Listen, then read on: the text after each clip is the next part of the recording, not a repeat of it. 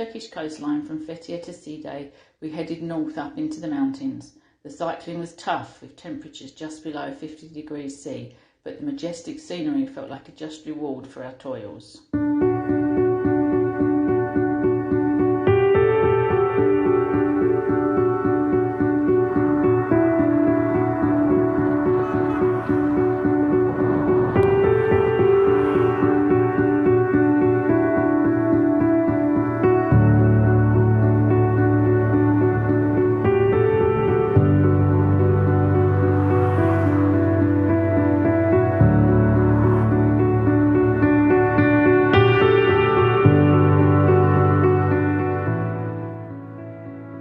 After climbing to the mountain's peak, at just over 1,800 metres, we turned inland, cycling across the flatlands heading towards Cappadocia.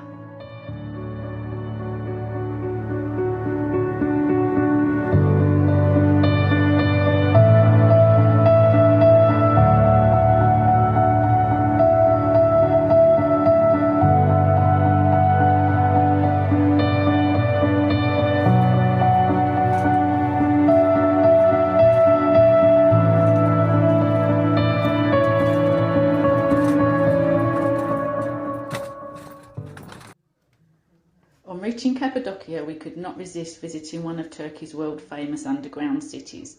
The Derinkuyu underground city is an ancient multi-level underground city extending to a depth of approximately 85 metres. It is large enough to have sheltered as many as 20,000 people together with their livestock and food stores.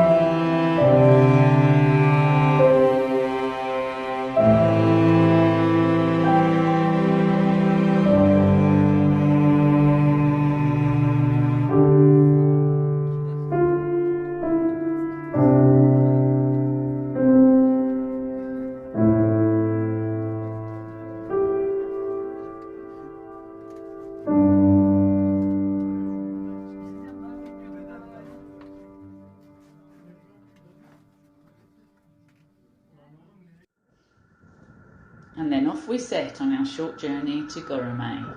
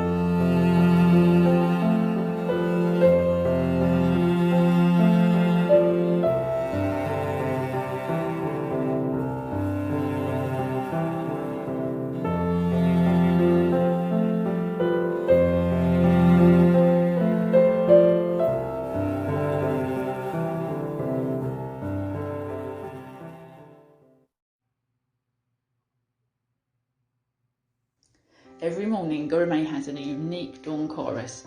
An hour before dawn, the whole town awakes with buses shuttling people from their hotels to balloon takeoff points all around Cappadocia. We could not resist being part of such a spectacular event, enjoying the almost alien landscape of Cappadocia from the air.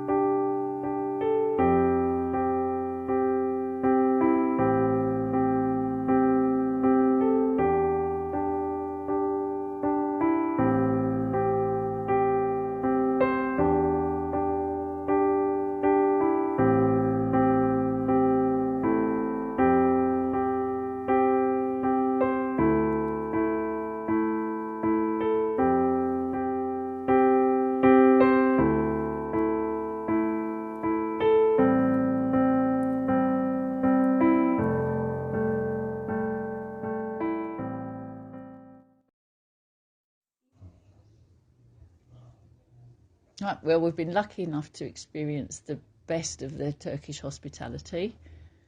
Kathy told me about how people look after touring cyclists before we started this, but I could not believe it.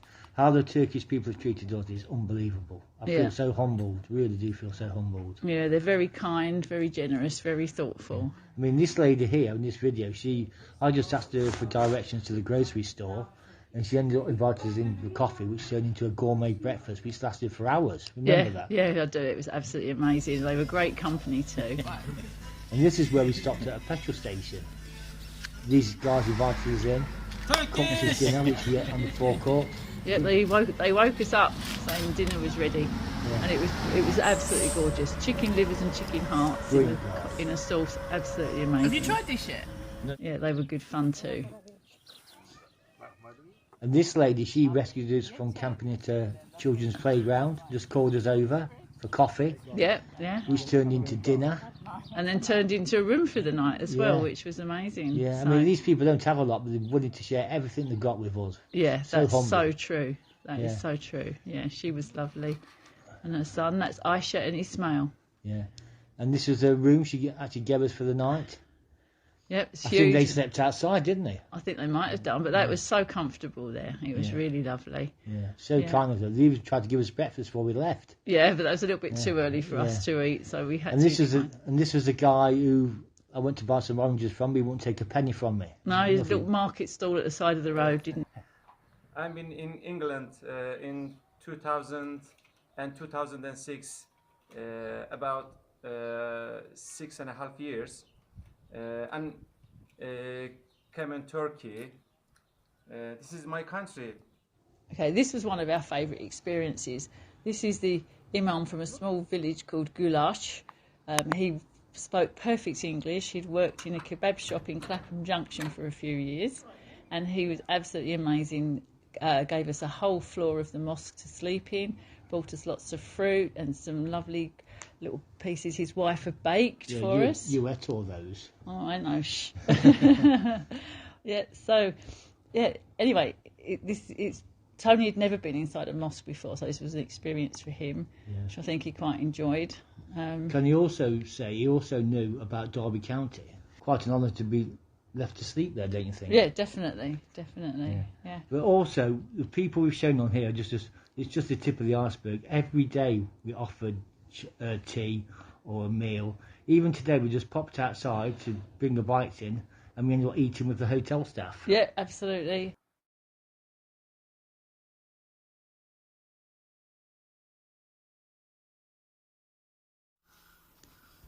Right, when we were wild camping, we tried to find places off the beaten track where we can hide the tent away amongst the trees.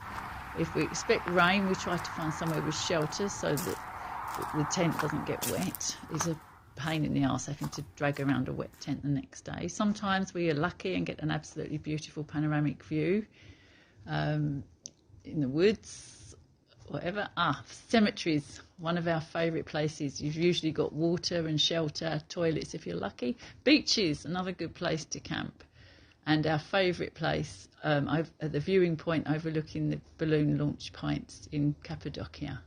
Absolutely amazing.